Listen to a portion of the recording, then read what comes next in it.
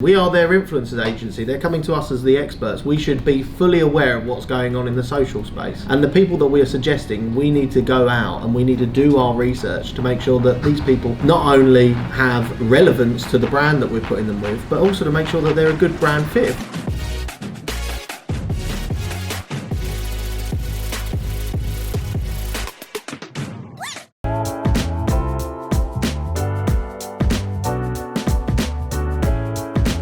What are the awards today? It's the Lifestyle Awards tonight, 2019. Do you know what you could do? This is the kind of thing that you do. Can you go and find me some scissors? Always hold them downwards. Or is it upwards? Upwards? No, downwards. Who initiated this night? Me. Why do you do it? Team morale. You wouldn't think it's a January day, would you? No, it's called global warming. Are you a denier? No.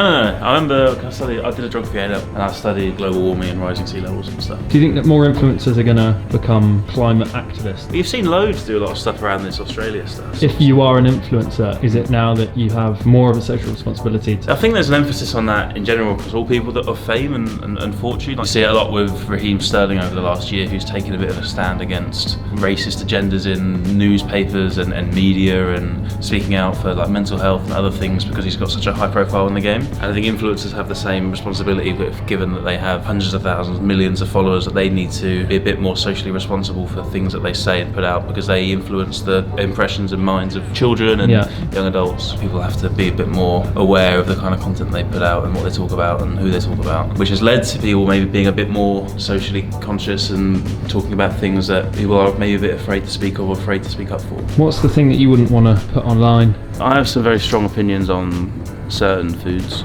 Cucumbers, they fucking smell weird. Anyone that tells me otherwise, get in the bin. You're doing background checks on people. Who are you? It's really important for clients to know that we're always looking at what influencers have done in the past. We search through online, we look at different articles. Do you search keywords? Yeah. Give me some of the keywords. Influencer scandal. Influencer scandal. Maybe they've not followed ASA regulations. Molly May.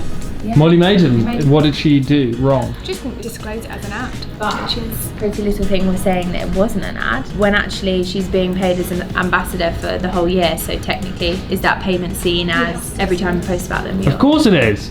How is it not? There's a lot of debates going on LinkedIn that you should join. Look, I'm not going to apologise, but I have You to just admit, apologised off camera. I said I was a bit hangry earlier. First of all, you're distracting me. Sorry. No, Zara, you're let off seeing as you do important work. You're a decorated veteran. I mean, I've got 2 awards. One of them is bigger than the other. Bigger isn't always better. Whisk will tell you that.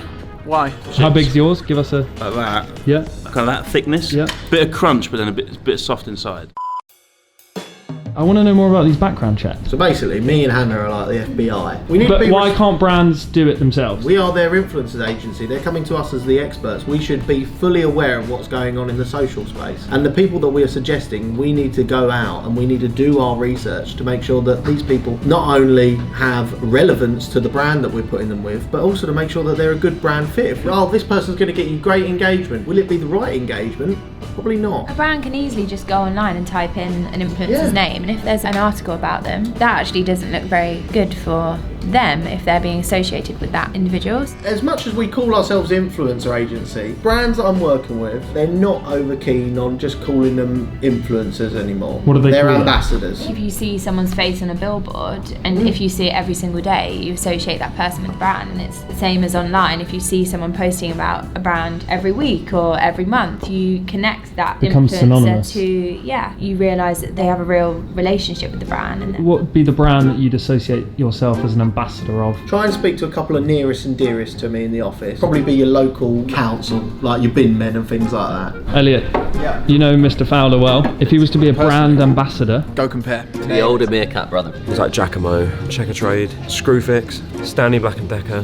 who would Sam Fowler be a brand ambassador for? Oh, what's that? Giacomo. Giacomo, slow motion with like the Ben Sherman on. What is it? Checkatrade? What's that? Checkatrade.com. One thing I don't think's mentioned enough at Goat is that we're such a young office. There's so many people here that whilst doing their jobs, in their free time they also have passions that they work really hard on, whether it's creating music, creating videos for YouTube, creating jewellery. We have so many people here that do extra hustle things on the side just because they're really passionate about it. So I make jewellery and I carve rings that are bespoke. So this is mine and this is mine on Instagram here, Catherine Scarlett Design.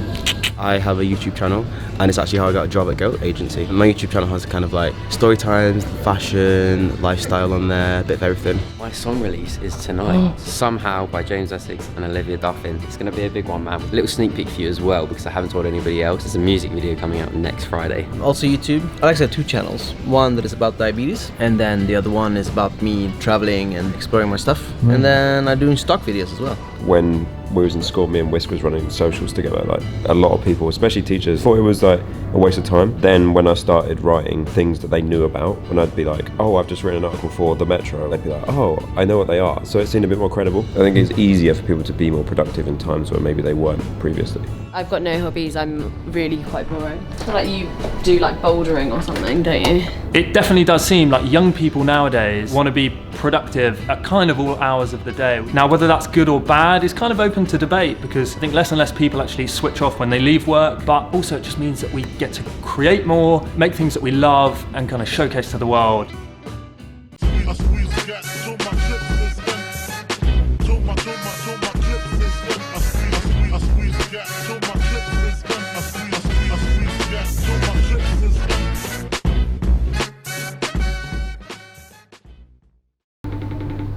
Maybe if we wave, that would get... Connecting! Aaron Sheffield. Okay. Bye. Well, that was a quick conversation. That was cool.